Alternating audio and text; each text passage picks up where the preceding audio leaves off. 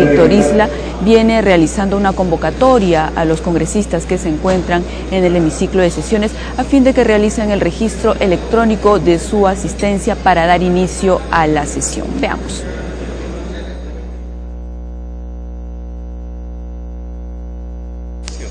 Cerrar asistencia. Un ratito. Ha pedido el vicepresidente Guren un ratito.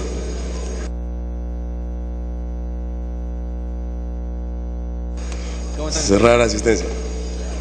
Bueno.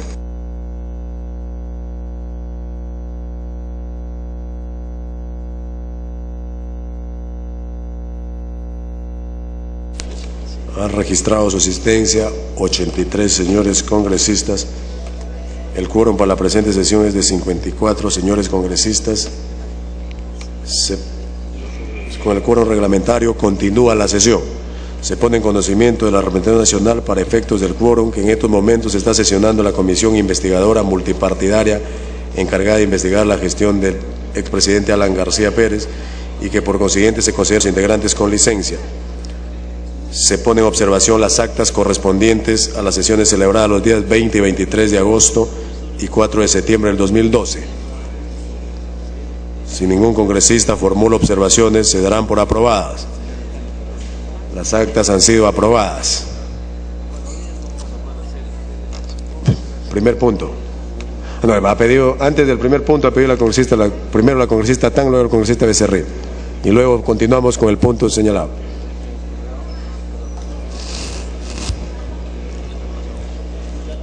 Gracias, señor presidente.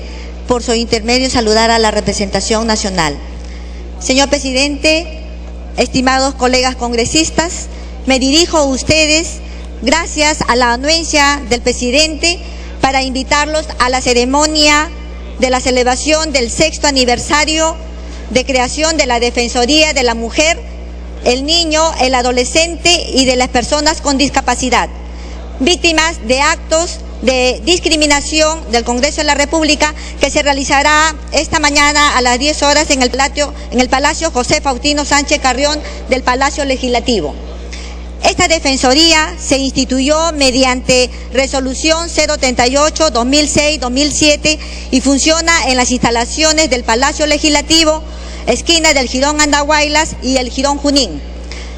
Desde su creación suman 36.000 atenciones en asesoría legal y psicológica a personas de escasos recursos económicos, con el patrocinio legal de los abogados de oficio del Centro Alegra, asesoría legal gratuita del Ministerio de Justicia. En este gran esfuerzo, el Congreso de la República se proyecta a la comunidad para atender a tantas mujeres que vienen en auxilio por actos de violencia familiar, discriminación y requerimiento de alimentación para sus hijos frente a la irresponsabilidad de sus padres. La Defensoría de este Poder Legislativo funciona dentro del área del servicio social. Su aporte al bienestar familiar está demostrado en las 36.000 atenciones durante 6 años, así como en su labor de educación y difusión y orientación en las campañas cívicas de difusión legal que se realizan en las instituciones educativas, asentamientos humanos, comedores populares, programas de vaso de leche y actividades conmemorativas.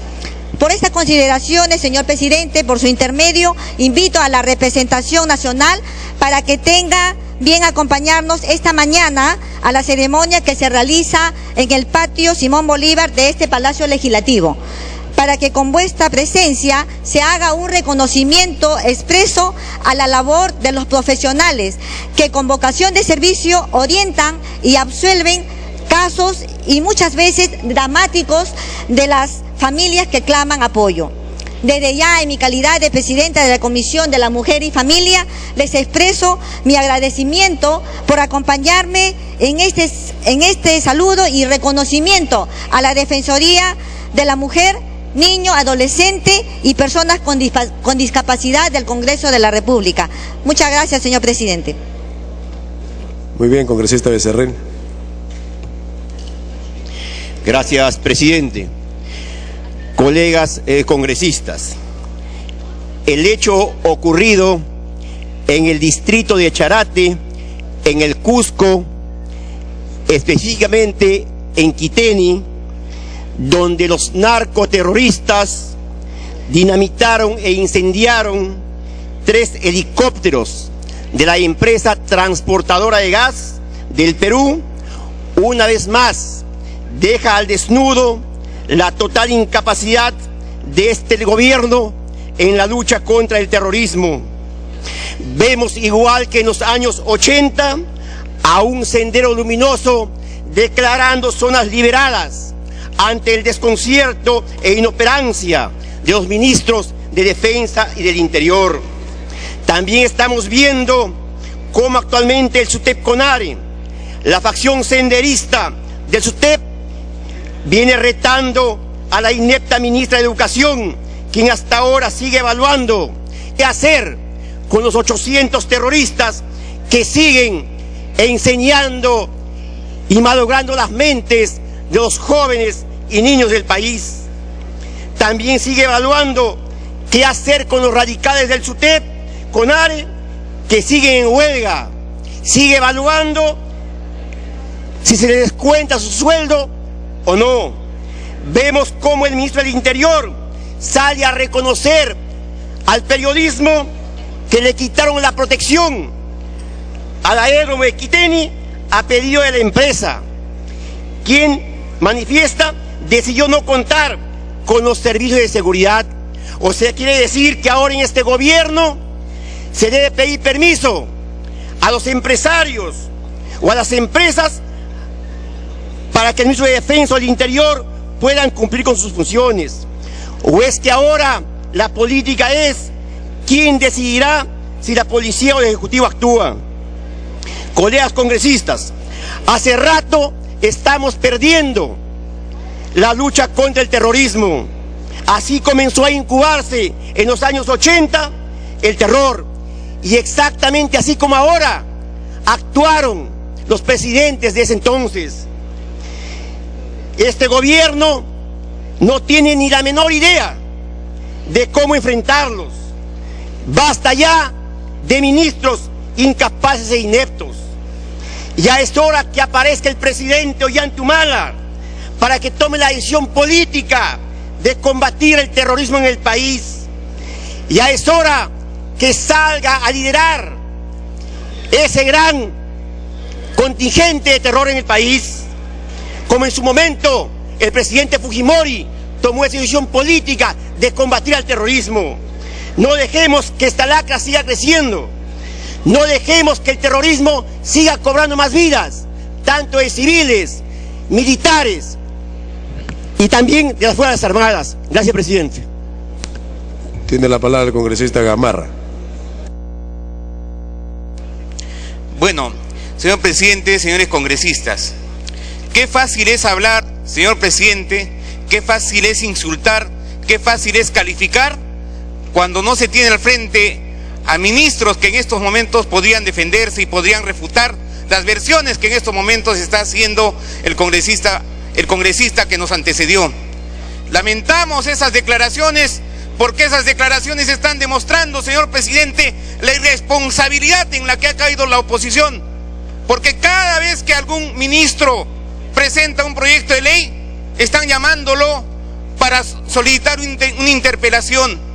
Y en este caso, señor presidente, por hechos luctuosos que todos nosotros lamentamos y que convoca al país a estar unidos para luchar contra el narcoterrorismo, hay sectores que tratan, algunos sectores de la oposición que de manera irresponsable tratan de generar alarma en la población civil, y eso es lo que tenemos que rechazar, señor presidente.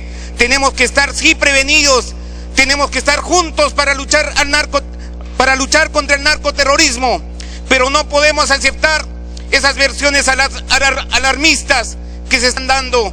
No podemos aceptar, señores, y mucho menos de quienes ya en algún momento fueron gobierno y tienen deudas con el país, tienen deudas con la Policía Nacional, tienen deudas con las Fuerzas Armadas, tienen deudas con la corrupción.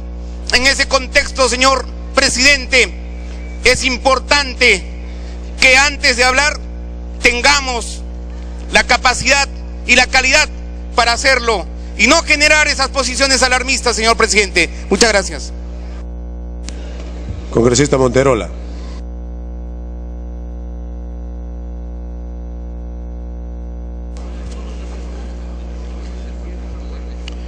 Señor presidente, colegas de la representación nacional, quiero llamar la atención sobre la conducta de algunos funcionarios de alto nivel del Poder Ejecutivo que pareciera que están nadando en contra de la corriente de la descentralización y el desarrollo.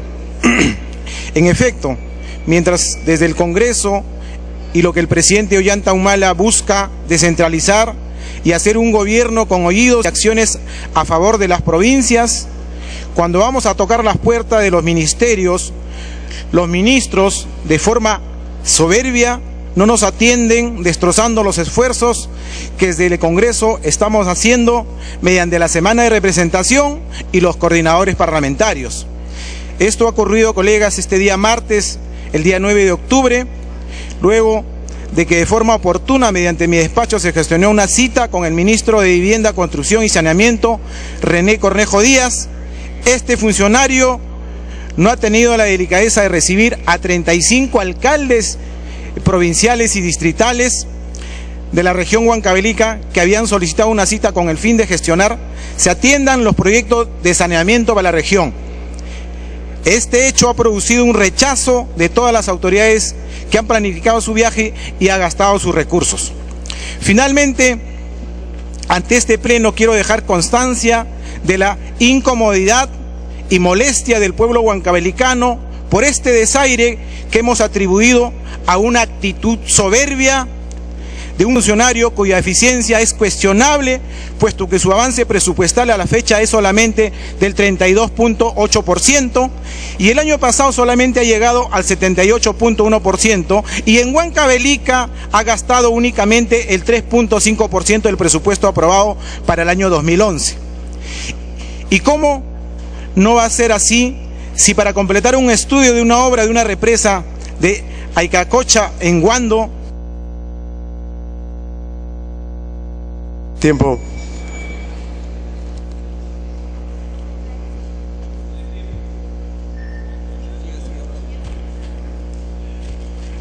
¿Aló? Allá. Sí, señor presidente, decía que ¿cómo es posible que una obra de una represa de Aycacocha, de un proyecto, se demore más de 3 años?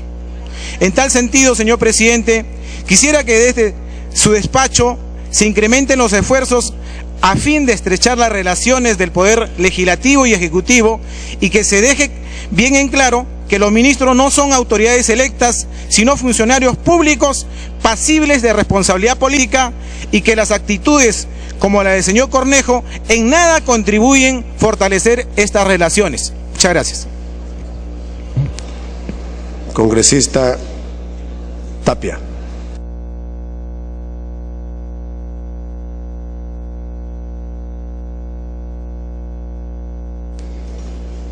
Gracias, presidente. En primer lugar, para manifestarles la preocupación de que han transcurrido 23 días de huelga médica nacional y a la fecha no hay solución de parte del gobierno. Mi saludo y solidaridad con todos los médicos del Perú, porque considero que sus reclamos son justos. Yo quisiera decirles también y saludar la actitud que ha tenido el presidente del Congreso y también el presidente de la Comisión de Presupuesto para poner en agenda propia e interceder y facilitar también ante el presidente Ollanta Humala. Todo lo que está pasando, debo decirles que perjudica a todo el Perú. Se están dejando atender 600.000 atenciones, 40.000 intervenciones quirúrgicas, todo lo cual repercute en la salud de nuestros pacientes en general. Debo hacerles recordar de que las remuneraciones de nuestros médicos del Perú son remuneraciones miserables que oscilan entre 800 a 2.500 soles, mientras que el promedio latinoamericano es $3.500. Es urgente poner en la agenda ya el día de hoy el nombramiento de los médicos al 100% de los médicos del Perú, y decirles también de que los médicos del Ministerio de Salud, aproximadamente 200 médicos tienen tuberculosis del Ministerio de Salud. Estamos a tiempo todavía de corregir el presupuesto del sector salud. Para el 2012 solamente se elevó 0.05%. Este año sería el 0.15% del PBI. Entonces invoco acá al presidente de la Comisión de Presupuesto y a la representación nacional que estamos a tiempo todavía de corregir el presupuesto para el sector salud, porque quien no invierte en salud, en educación, prácticamente estamos condenados al atraso, a su desarrollo. Y decirles una vez más que el sector salud se encuentra pasando por una crisis total. Hemos invocado ya desde hace poco, a través de la Comisión de Salud y a través de la Presidencia, para que el Ejecutivo, a la brevedad posible, declare en emergencia nacional al sector salud. Y una vez más decirles que los hospitales en general, llámese Hospital Goyeneche Arequipa, Hospital Lorena del Cusco, Hospital La Merced de Chiclayo, se encuentran, prácticamente se están cayendo a pedazos, colegas congresistas. Estamos en una crisis. El equipamiento realmente es obsoleto y los sueldos que son miserables a la fecha. Señor presidente, invoco a través de la representación nacional y a través de la presidencia para que el presidente de la República, Ollanta Humala, cumpla su promesa de aumentar el presupuesto de salud. El ministro de Economía, de una vez por todas, abra la caja de la economía del país en beneficio de la profesión médica del país, y también a la ministra de Salud y al Premier de la República. Muchas gracias, presidente. Gracias, congresista Tapia. Dejamos el uso de la palabra al congresista Johnny Lescano.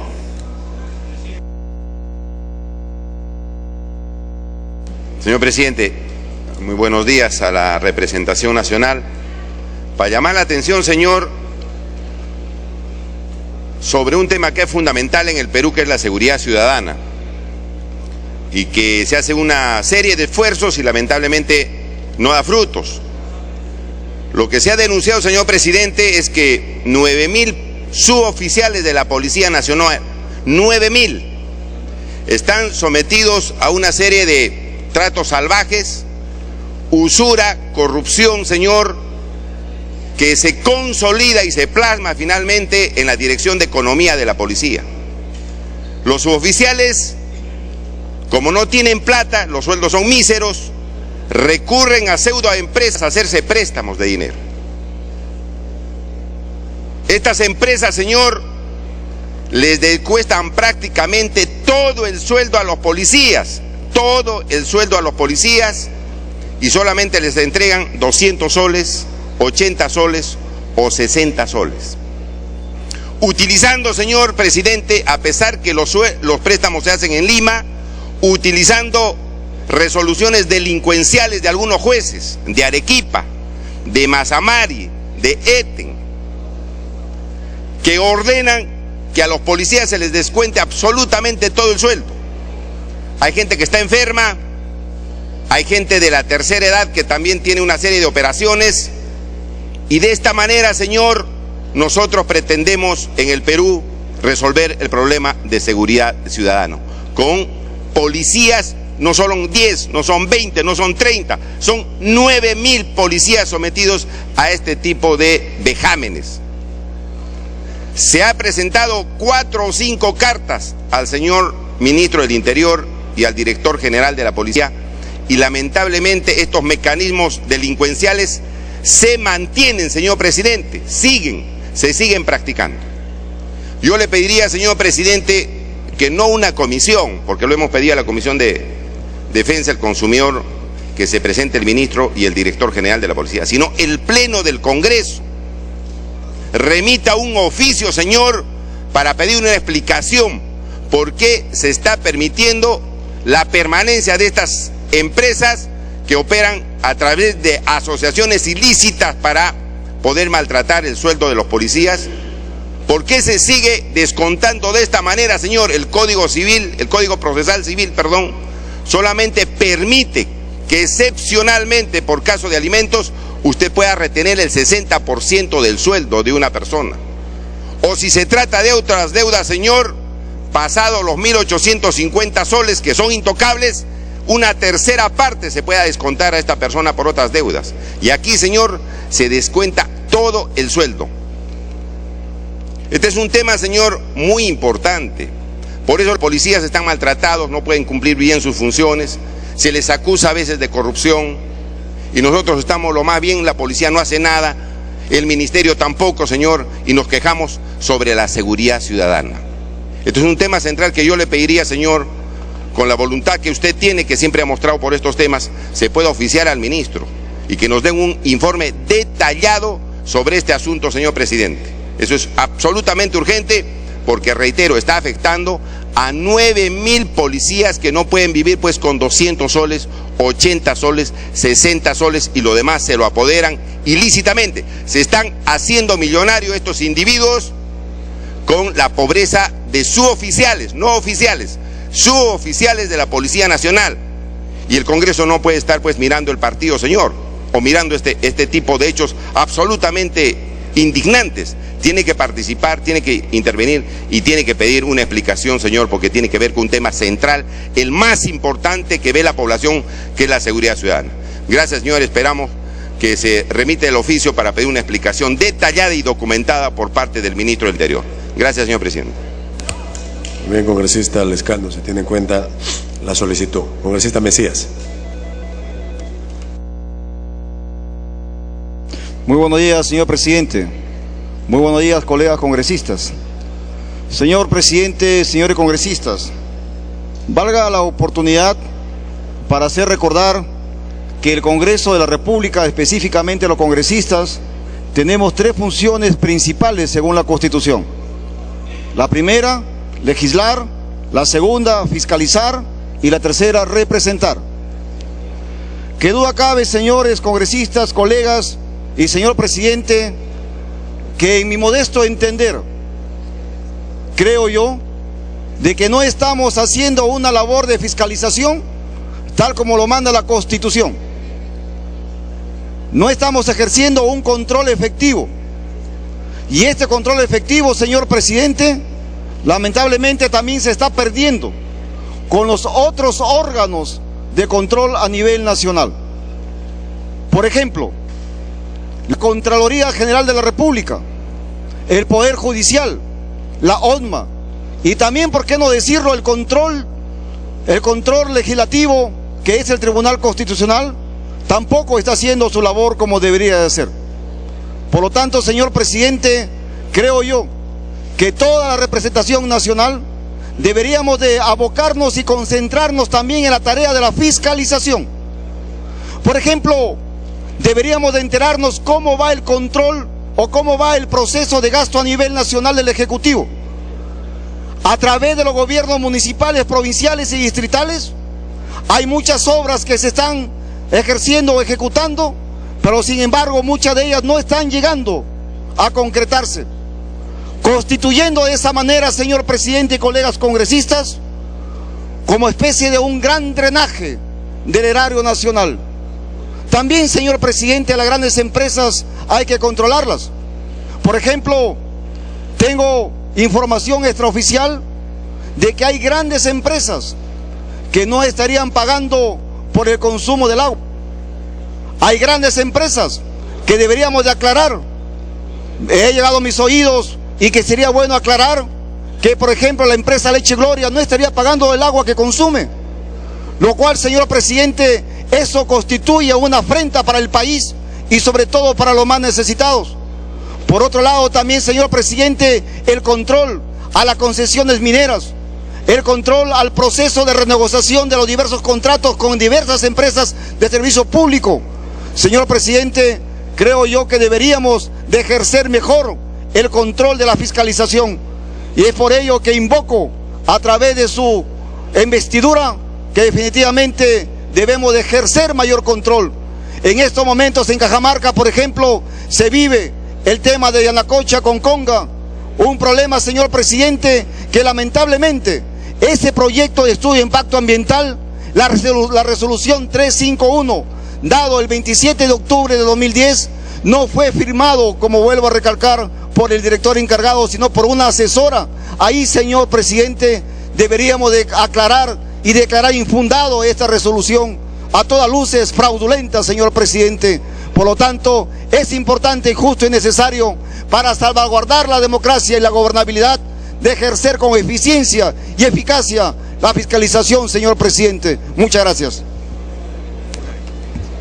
Muy bien, congresista, congresista Angulo.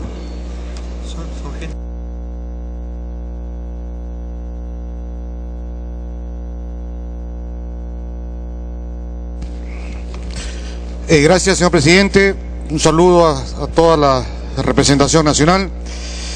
El propósito de mi intervención es pedirle, señor presidente, que se vea el proyecto de ley 142. Es un proyecto de ley que está en cuarto intermedio.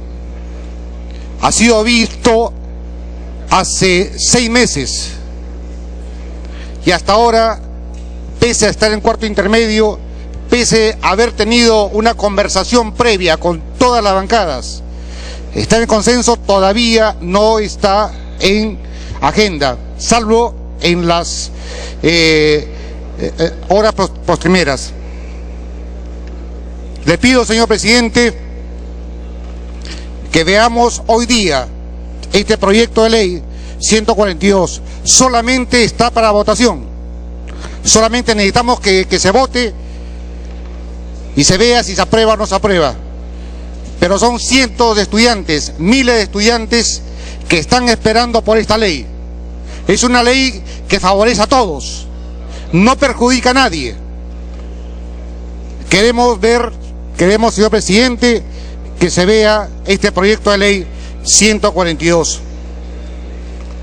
Asimismo, tenemos otro proyecto de ley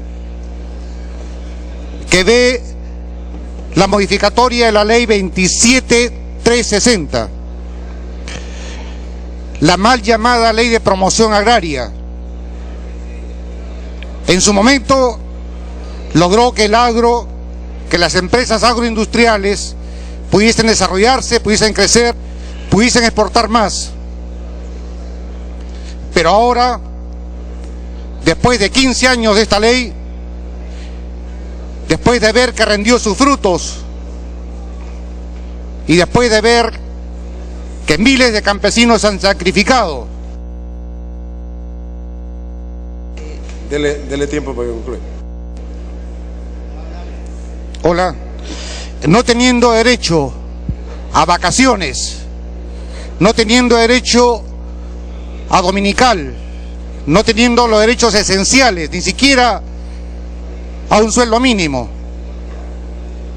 Ya es tiempo, señor presidente, que veamos también la ley. Tenemos apreciaciones favorables del Ministerio de Trabajo, del Ministerio de Agricultura, pero además, señor presidente, esta ley recorta el aporte de los empresarios al seguro social, a salud. No es posible que ellos paguen 4%. Cuando un microempresario, cuando un pequeño empresario paga a salud el 9%, estos señores que están exportando más de 4.000 millones de dólares pagan solamente 4%. Y tenemos 60.000 empleados, tenemos 60.000 pequeños agricultores, tenemos 60.000 agricultores, peones, que están recibiendo 28 soles, a veces 26 soles por día.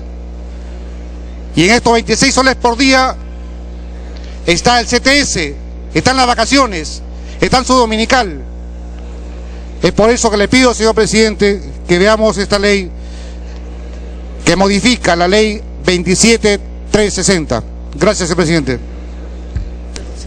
Bien, muy bien. Se tomó debida atención, congresista Angulo. Congresista de la Torre. Muchas gracias, señor presidente. Colegas, muy buenos días. Quiero expresar Como congresista de la Convención Cusco, mi profunda preocupación por estos hechos que se están dando con el último atentado en Quiteni, en el distrito de Charati, provincia de la Convención, región Cusco. Esto es un tema bastante preocupante. Cuando nosotros hace 6 meses habíamos advertido que este tema, señor presidente, se estaba dando en esta zona, que no es una zona cocalera, es una zona que se produce café, cacao, es una realidad diferente al BRAE, y por eso nuestra preocupación, presidente, en el sentido de que muchas familias campesinas, nativas, están muy preocupadas por estas situaciones que se está dando. Las obras programadas por las municipalidades de Charati y también de Vilcabamba están siendo retrasadas y muchas de ellas corren el riesgo de ser paralizadas. Por eso, señor presidente, esta preocupación, al mismo tiempo, respecto al atentado en el aeródromo de Quiteni. Este es un aeródromo prácticamente de la municipalidad del centro poblado de Quiteni, no tiene las condiciones de infraestructura adecuadas. Por eso sería importante que tanto el Ministerio de Transportes, en convenio con estas empresas del consorcio Camisea, mejoren la infraestructura, por lo menos tener cerca la infraestructura adecuada de este aeródromo de Quiteni. Es cierto también que en el tema de seguridad, obviamente, yo veo que acá en Lima hasta un pequeño restaurante, hasta una botica tiene 1 o 2 policías. Yo creo que las empresas también deben asumir su responsabilidad, no solo responsabilizar al Estado. Estas empresas tienen grandes ingresos económicos y creo que tienen también la obligación de colaborar con el pago de la seguridad en sus instalaciones. También, dele tiempo para concluir, Colegas, yo creo que criticar y solo criticar es subirse al árbol y tirar la piedra. Yo creo, colegas, como dijo el colega Gamarra, es importante la unidad de todas las fuerzas políticas para abordar este tema. Yo creo que así podemos llegar a un buen puerto. Al mismo tiempo, exhortar a través de su presidencia, señor presidente, al Ministerio de Defensa, al Ministerio del Interior, que estudien las adecuadas estrategias, porque también hay que comprender, hay muchas familias campesinas y nativas en toda esta zona y pueden ser perjudicadas por un fuego cruzado. Yo creo que es importante que los ministros hagan una estrategia adecuada y de esta manera pues evitemos cualquier derramamiento de sangre que puede perjudicar también a las familias campesinas y nativas en toda esta zona. Muchas gracias, presidente. Congresista Guaire.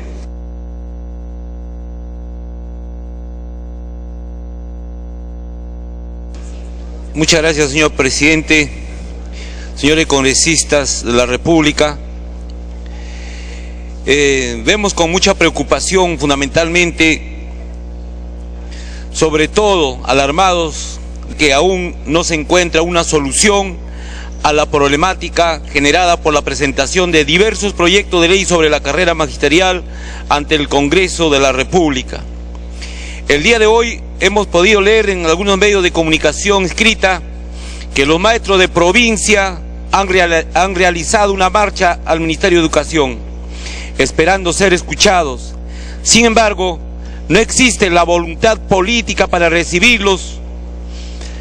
Quiero preguntarle por qué tanta insensibilidad de la señora ministra, conjuntamente con sus viceministros. Solo han aceptado reunirse con algunos dirigentes, lo cual me parece que es discriminatorio y atentatorio contra el derecho. Es decir, misma razón, igual derecho. Lo que quiero decir, señores congresistas, es que se permita, para llegar a un acuerdo y conseguir la paz social tan deseada para todos los peruanos, que la señora ministra de Educación, conjuntamente con sus viceministros, reciban democráticamente a todos los representantes del SUTEP, principalmente a los SUTEP de las diferentes regiones del Perú. No estamos hablando que solamente el SUTEP es de Lima. El SUTEP también existe en las diferentes regiones reconocidas por el propio Ministerio de Trabajo regional. Y en ese sentido, consideramos que están reclamando sus propios derechos, señor presidente. Esto principalmente que viene reclamando una huelga justa que debe ser escuchado. Y en todo caso, apareciera que existiera de parte del Ejecutivo en no querer recibirlo a nuestros maestros que para muchos de nosotros han sido nuestros segundos padres, que solamente debemos aprender a respetar, obviamente admirar sus sabias enseñanzas que nos pregonaron en nuestra niñez y juventud, y debemos hacerle un merecedor reconocimiento al actuar de acuerdo a ley y a derecho.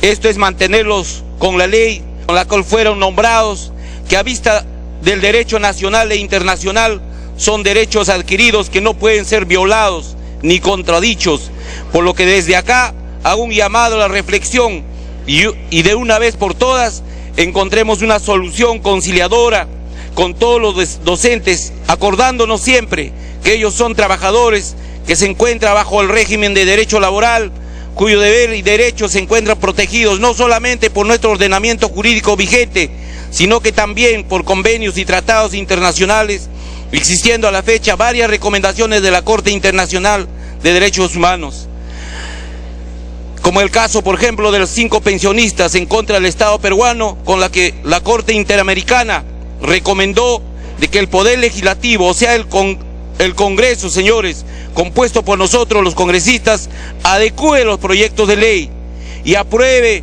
al derecho externo.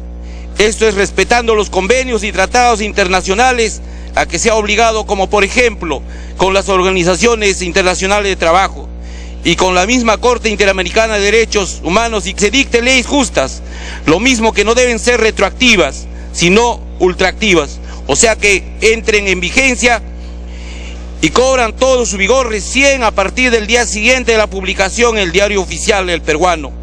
Esto es que, a mi entender, estos proyectos de ley sobre el magisterio se deben de darse por normas, obligaciones y derechos de los docentes que se van a incorporar a la carrera magisterial, más no para los que ya tienen derechos adquiridos.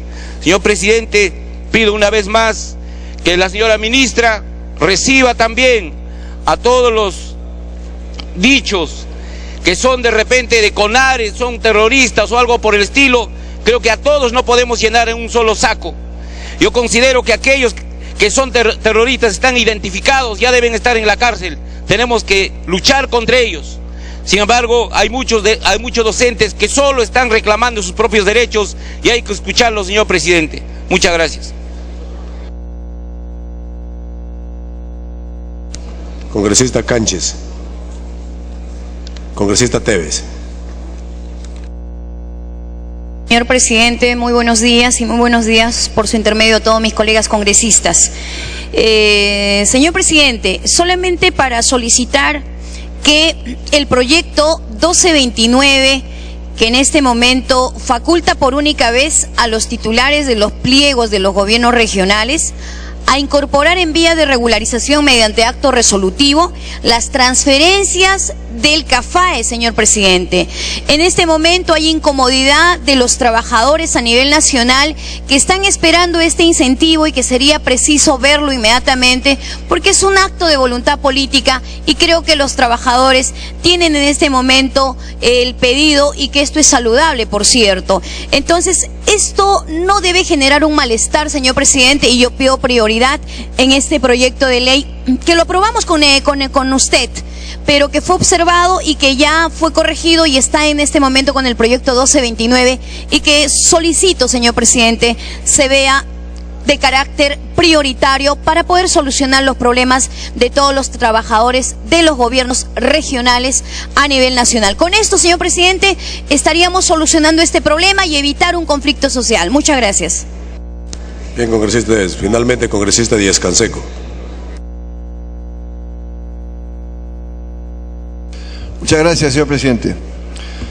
Señor presidente, yo quisiera solicitar al Pleno 3 asuntos concretos. El primero, es que el Pleno tome una decisión, señor presidente, sobre el tema del debate de la Ley General de Personas con Discapacidad. Ya no sé hasta cuándo y cuántas veces hay que pedir lo mismo. Lo he pedido a través de Junta de Portavoces, lo he pedido a través de la Presidencia y el Congreso. Ahora quiero pedir, señor, que el Pleno se pronuncie, vote el Pleno, si está de acuerdo o no, con traer a discusión aquí el tema de la observación de la Ley General de Personas con Discapacidad. Esta es mi primera solicitud, señor. Solicito que el Pleno vote el tema y tome una decisión al respecto, porque me parece francamente una falta de respeto a las personas con discapacidad el manejo que se ha venido haciendo en este terreno.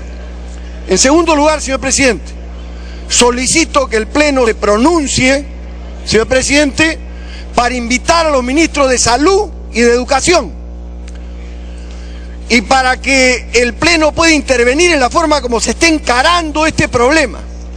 No sé hasta cuándo vamos a ser observadores de la crisis que está abierta en el sector salud y en el sector educación. Los ministros hace rato han debido de presentar créditos suplementarios para encarar soluciones, señor. Ya no es hora de discursos, es hora de soluciones. Hay una situación del sector salud crítica en el país. Se está perdiendo el año escolar y todo esto se coloca como si fuera una cuestión de que la Comisión de Educación tiene que reglamentar o disponer un dictamen sobre un proyecto de ley. Señor, un conflicto laboral se encara de otra manera y eso implica recursos. Y yo por eso quiero pedir, señor, que el Pleno se pronuncie sobre invitar a los ministros de Educación y Salud a que vengan aquí al Pleno a plantear fórmulas y alternativas de solución y a que el Congreso vote los créditos suplementarios respectivos en este terreno. Y en tercer lugar, señor presidente, quisiera formalizar el pedido que entiendo ha planteado también el comisionado Tapia y otros, de que se discuta la aprobación que se ha hecho ya en comisión para autorizar el nombramiento de personal en el área de salud en función de iniciativas legislativas en las que he participado en su formulación, al igual que la bancada de Fuerza 2011, y que encontremos, señor, la posibilidad de que el Pleno discuta y encare este asunto. Son tres temas, entonces, señor, sobre los cuales pido posición del Pleno, sometiendo a voto si hay acuerdo o no, respecto a las invitaciones, respecto al tema del debate de esta observación, que tiene semanas sin ser atendida, y respecto al tema de colocar en agenda el proyecto de ley dictaminado ya, eliminándolo de los otros requisitos. Gracias, señor. Bien, mire, tengo acá la mano que está en este proyecto, esta observación está en la comisión, no está el presidente de la comisión. Yo lo que voy a pedir es, vamos a exhortar a la comisión que se pronuncie a la brevedad, porque el Pleno, ¿qué va a debatir? Tenemos que saber si va a allanarse, entonces vamos a pedir que exhortar si va a ir por la insistencia o si se va a allanar. Yo voy a solicitar al presidente de la comisión de que exhortarlo a que en la brevedad pueda cumplir con los procedimientos. El congresista Belaúnde y luego la congresista Salgado. Y luego la congresista Mávila. Congresista Belaúnde, tiene el uso de la palabra. Muchas gracias, presidente. Simplemente para hacerle un pedido brevísimo. Entiendo que hoy día está en agenda el proyecto de modificar 58 artículos del Código Civil, tema vasto y complejo, y yo me permitiría solicitarle que ese asunto sea materia de una sesión extraordinaria del Pleno dedicado única y exclusivamente a eso. Esa sería mi petición, señor presidente. Bien, congresista Salgado. Presidente, en esta hora nosotros deberíamos estar examinando mociones que están pendientes en el Consejo Directivo y que deben pasar al Pleno. Lamentablemente se ha convertido en una serie de pedidos y discusiones políticas que están bien por los temas de trascendencia, pero señor, nosotros tenemos presentadas una serie de mociones que no se van a ver y que supuestamente habrían sido derivadas a las comisiones. Esto no está establecido por el reglamento. El reglamento en el artículo 68 dice que las mociones de orden del día son propuestas por los congresistas y pasadas para que el Congreso, en este caso el Pleno, las vea. Las comisiones no pueden decidir sobre diferentes temas de importancia, señor, como es la conformación de comisiones investigadoras, pedidos de censura, mociones de interpelación.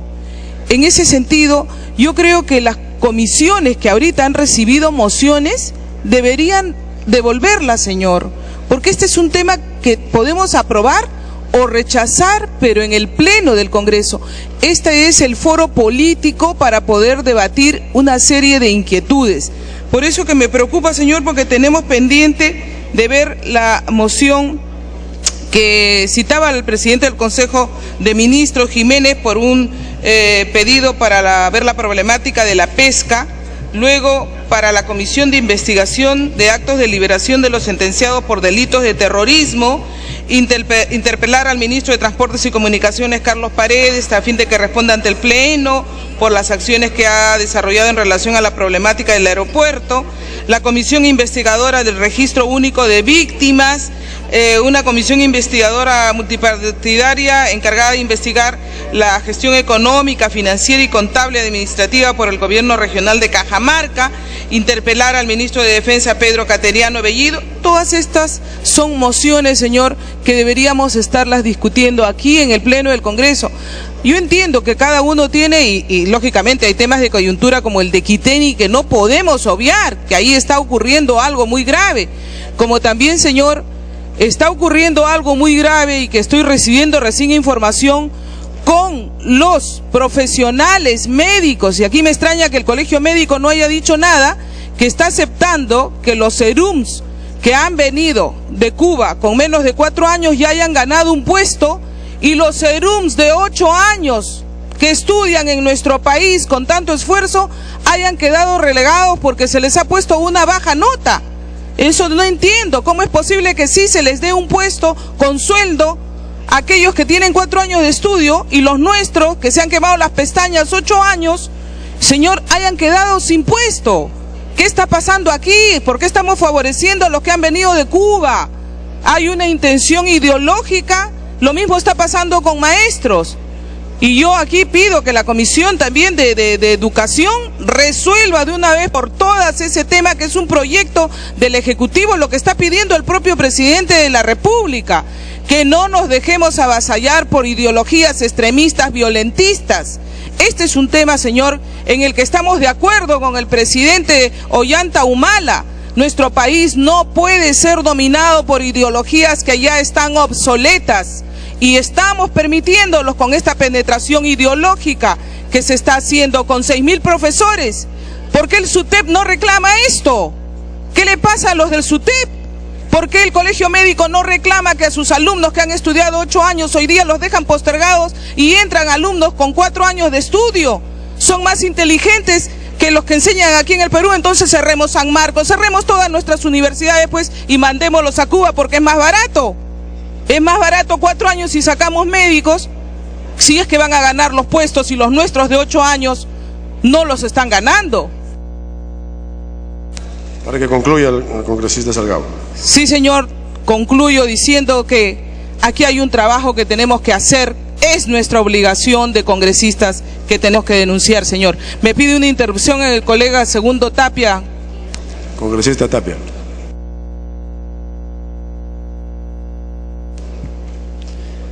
Gracias, presidente. Gracias, congresista Luz Salgado. Justamente para unirme al pedido que hizo en su momento el congresista Javier Díaz Canseco, en que dado a que se encuentra la situación de salud en una crisis total y que son 23 días de huelga médica nacional, y agradecer y saludar la actitud que ha tenido el presidente del Congreso y el presidente de la Comisión de Presupuesto para facilitar este diálogo y de alguna manera llegar a una solución. Pero dado que la situación de salud se encuentra en una crisis total y no hay soluciones, incluso hay un problema que nos plantea la congresista Salgado, solicito a la presidencia del Congreso, a la representación nacional, la presencia del día de hoy de la ministra de Salud para que nos explique y nos dé las alternativas de solución a lo que es la crisis del sector salud. Caso contrario, nos veremos en la obligación de hacer la interpelación respectiva a la ministra de Salud. Muchas gracias, presidente. Gracias, congresista Salgado. Bien, finalice, congresista Salgado. Recordarlo que por acuerdo de Junta de Portavoces son 10 minutos y la bancada de Gana Perú y el Fujimorismo ya cumplió sus 10 minutos. Muy bien. Congresista Mávila. Presidente, estamos viendo desde hace meses que los movimientos sociales tienen dos crestas específicas en nuestro país: la huelga del magisterio y la huelga médica. El día de hoy, señor presidente, los jefes de área de los centros oficiales de salud han planteado su renuncia. Y en la práctica, señor, se profundiza cada día más la crisis de los servicios de salud. ¿Y los perjudicados quiénes son? El pueblo, el que no puede atenderse vía acceso a los servicios privados de salud. Y esto no puede ser, señor. La respuesta de la ministra, a quien respeto, sin embargo, señor, es una respuesta de postergación, es la respuesta clásica que frente a los movimientos sociales se estrena lamentablemente por la administración gubernamental. El año 2013 dice va a ser la solución global e integral a la problemática de salud. ¿Y para ahora qué? Bonos. Y eso obviamente no satisface pues a operadores de salud que tienen, señor, requerimientos legítimos para una vida digna y que son profesionales. Por eso yo estoy de acuerdo, señor, que se invite acá al ministro de Economía y a la ministra de Salud. ¿Por qué? Porque obviamente, señor, por más voluntad que tenga la cartera de salud, tiene las limitaciones de que las decisiones en este país, señor, están centradas en la cartera de Economía. Y lo mismo, señor, para referirme al tema del magisterio, más allá de las tendencias que puedan haber y de actores violentistas que hay que cuestionar en el magisterio, la lucha de los maestros, señor, es una lucha justa pues por incremento remunerativo, y es hora ya de que no se haga uso político de esas vertientes existentes en el magisterio para no dar salida al tema de fondo, que es el tema del incremento remunerativo del magisterio, sobre todo de los que están ubicados en escala menor. Por eso, señor, debe venir acá la ministra de Educación con el ministro de Economía. Dele tiempo, por favor. Y con eso, señor, solicito que no se tome esto como un pedido, sino se le dé cauce, señor. Hoy día acordemos la invitación al ministro de Economía y a las ministras de Salud y de Educación para tratar estos temas que son de trascendencia y de impacto público a nivel nacional. Gracias, señor. Congresista Reyardo.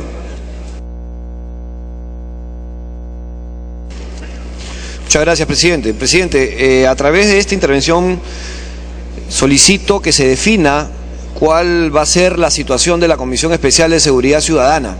Entiendo por nuestro vocero portavoz, el congresista Mulder, que quedó pendiente de ser votado o en todo caso de ser debatido en el Consejo Directivo la permanencia o no de la comisión. Y lo digo, presidente, porque lamentablemente hay colegas que han dado algunas declaraciones públicas refiriéndose a quien habla y a algunos otros colegas que pretendemos boicotear el trabajo de la comisión, y es todo lo contrario. Yo en determinadas ocasiones he manifestado que la Comisión Especial de Seguridad Ciudadana debe mantenerse, y no solamente eso, debe tener facultades de comisión dictaminadora, y no las tiene. Entonces hay que tomar una decisión, presidente, al respecto, porque reitero, me parece irresponsable el manifestar que hay algunos que pretenderíamos boicotear el trabajo de la Comisión de Seguridad Ciudadana cuando es todo lo contrario. Lo que pasa es que hay que definir también qué sucede con la Comisión de Defensa, porque la Comisión de Defensa también maneja temas de orden interno. Entonces, si se van a dar facultades de comisión dictaminadora a la Comisión Especial de Seguridad Ciudadana, tenemos que definir también las funciones del trabajo de la Comisión de Defensa, porque hay duplicidad de funciones. Entonces, definamos ese tema, presidente, de una vez por todas, porque no voy a permitir que algunos se atrevan a decir cosas que no son ciertas, cuando lo que he hecho en todo momento es tratar de darle el espacio y el protagonismo que necesita una Comisión Especial de Seguridad Ciudadana, porque es el principal problema que aqueja a los peruanos, presidente. Así que yo le pido, a través de esta intervención, que someta usted a debate en el Consejo Directivo, porque entiendo que ahí es donde se ha quedado, el asunto de la Comisión Especial de Seguridad Ciudadana. Si se mantiene o si se elimina. Si se elimina, presidente, hay que recordarle al Pleno del Congreso que fue creada por moción del Pleno. Y si el Pleno así lo decide, tendrá que dejar sin efecto esa moción, porque el trabajo de esta comisión era por 5 años. Entonces es importante que eso se defina, presidente. Muchas gracias. Muy bien. Primer punto de agenda. Señor relator. De la Comisión de Justicia, proyecto de ley 582, se propone modificar diversos artículos del Código Civil. Continúa el debate del proyecto sustitutorio contenido en el dictamen de la Comisión de Justicia, recaído en el proyecto de ley 582, que propone modificar diversos artículos del Código Civil y que fuera postergada en la sesión del 3 de octubre del 2012.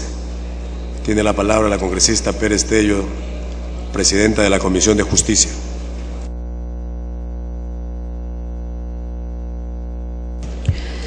Presidente, voy a ser bastante sucinta en el informe del presente dictamen, porque me voy a limitar a poner en conocimiento de los miembros del Pleno cuál fue el procedimiento para aprobación, para pasar, de ser el caso, a escuchar las recomendaciones puntuales que cada quien tuviera respecto a alguno de los artículos materia de modificación. Es importante recordar que en el año 94 se dio la ley 26394, que fue modificada en el 96 por la ley 26673. En ambos proyectos se creaba una comisión encargada de elaborar un anteproyecto de reforma del Código Civil. Este anteproyecto de reforma del Código Civil contó con la participación de connotados expertos en esa materia y en los distintos libros de los que trata el Código, es decir, personas, actos jurídicos, sucesiones, registros públicos, derecho internacional. Algunos años más tarde, en el año 2002, la resolución ministerial 460-2002 conforma una nueva comisión a partir de lo que ya se había trabajado con ese anteproyecto. Esta comisión es presidida por el doctor Jorge Avendaño. El doctor Jorge Avendaño presenta un anteproyecto que en el año 2006 se publica en las páginas del Ministerio para su debate nacional. Se solicita por proyecto de ley 14040 que este sea difundido y se solicita delegación de facultades a su vez al Congreso de la época. Sin embargo, el Congreso en ese momento, en julio del 2006, lo que hace, lejos de dar las facultades legislativas, es conformar una comisión especial. Esta comisión especial tendría a su cargo el estudio del referido anteproyecto. Esta comisión especial se crea por ley 28776. Sin embargo, por un oficio 13 del 2011 de Justicia, en marzo del año pasado, se le delega nuevamente al doctor Avendaño que continúe con el estudio, el mismo que se da entre marzo del 2011 y julio del 2011, presentando un documento final que me ha sido entregado recién el día de hoy por la gentileza del congresista Javier Díaz Canseco, porque nunca llegó al Congreso por este grupo que trabajó, no por una ley, sino por un oficio interno. El proyecto de ley 4714 del 2010 vuelve a solicitar facultades legislativas,